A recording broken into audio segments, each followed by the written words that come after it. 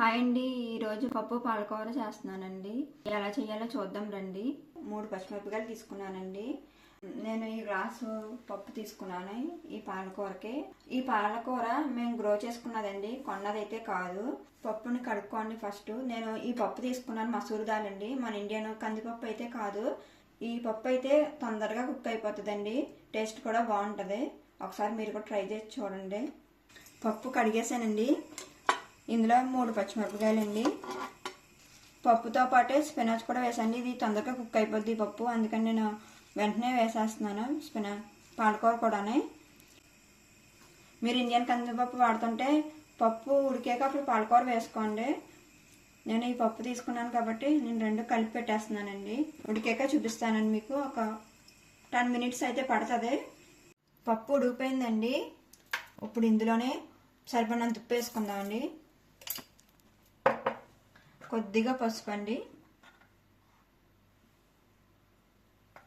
వేసుకుని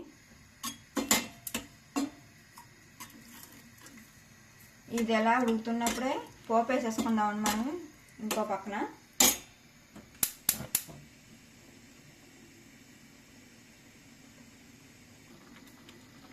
నేను 2 spoons oil వేసానండి. మీ దగ్గర నెయ్యి ఉంటే కూడా నెయ్యి వేసుకోవచ్చు ఆయిల్ ప్లేస్లోని.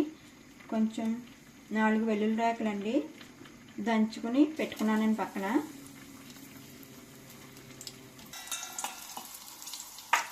ఎల్లుల్లిపాయలు ఎగిపోయినాయండి. ఎల్లుల్లిపాయలు వేగాక కొద్దిగా ఆవాలు, కొద్దిగా జీలకర్ర 2 వేసేసుకోండి. ఇందులోనే ఒక ఎండుమిరపకాయ ముక్కలు చేసి వేసుకోండి.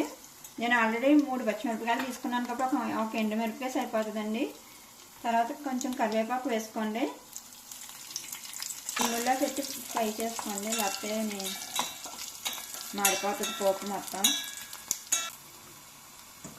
పోపు ఎగిపోయిందండి, పప్పులో వేసేసుకుందాం ఇప్పుడు.